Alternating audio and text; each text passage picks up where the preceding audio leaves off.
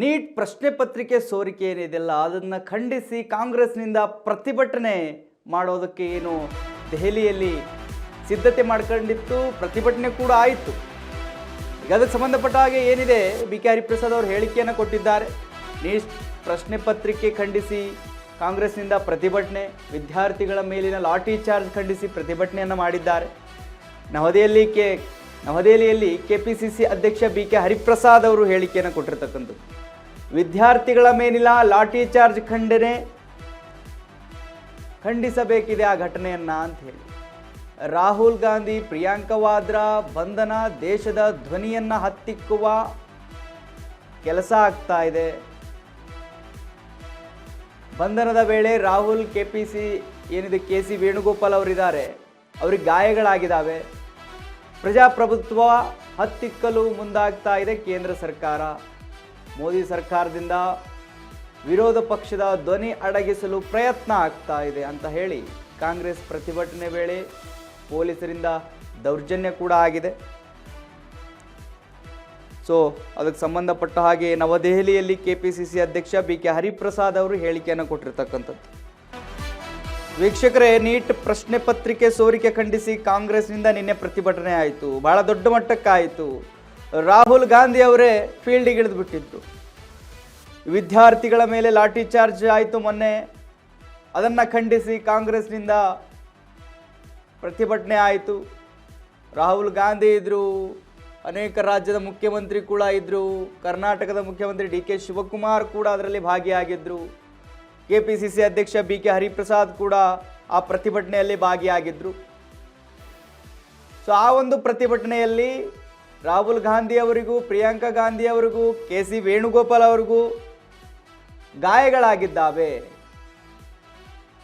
ಕೇಂದ್ರ ಸರ್ಕಾರ ವಿರೋಧ ಪಕ್ಷದ ಧ್ವನಿಯನ್ನು ಹತ್ತಿಕ್ಕುವ ಕೆಲಸ ಮಾಡ್ತಾ ಇದೆ, ಅದನ್ನು ನಾವು ಖಂಡಿಸ್ತೇವೆ ಅಂತ ಹೇಳಿ ನವದೆಹಲಿಯಲ್ಲಿ ಕೆಪಿಸಿಸಿ ಅಧ್ಯಕ್ಷ ಬಿ ಕೆ ಹರಿಪ್ರಸಾದ್ ಹೇಳಿಕೆಯನ್ನು ಕೊಟ್ಟಿದ್ದಾರೆ. ನೋಡಿ, ಬಂಧನ ಏನು ಮಾಡ್ತಾ ಇದ್ರು, ಆ ವೇಳೆ ರಾಹುಲ್ ಗಾಂಧಿ ಅವರಿಗೆ ಮತ್ತು ಕೆ.ಸಿ. ವೇಣುಗೋಪಾಲ್ ಅವರಿಗೆ ಗಾಯಗಳಾಗಿದ್ದಾವೆ. ಪ್ರಜಾಪ್ರಭುತ್ವ ಹತ್ತಿಕ್ಕುವ ಕೆಲಸ ಆಗ್ತಾ ಇದೆ ಕೇಂದ್ರ ಸರ್ಕಾರದಿಂದ. ಮೋದಿ ಸರ್ಕಾರದಿಂದ ವಿರೋಧ ಪಕ್ಷದ ಧ್ವನಿ ಅಡಗಿಸಲು ಪ್ರಯತ್ನ ಆಗ್ತಾ ಇದೆ.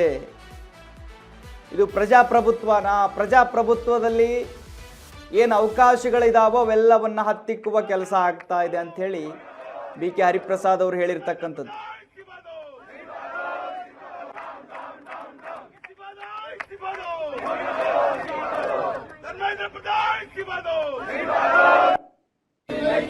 नहीं चलेगी, नहीं चलेगी, नहीं चलेगी, नहीं चलेगी, नहीं चलेगी, नहीं चलेगी, नहीं चलेगी, नहीं चलेगी. Almost about 67.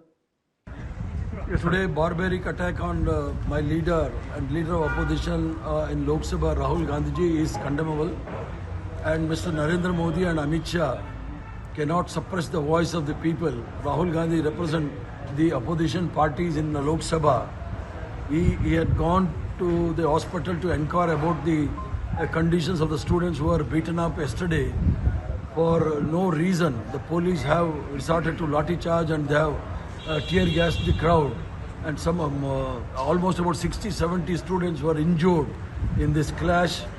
And the way Narendra Modi's government behaving with the student, we all condemn it, and it is not attack on Rahul Gandhi, it is attack on the constitutional guarantees. Every citizen of this country has got a guarantee in the constitution to protest against the injustice. While protesting against the injustice, Narendra Modi, Amit Shah have unleashed the police forces against my leader Rahul Gandhi and Priyanka Gandhi. We all condemn it.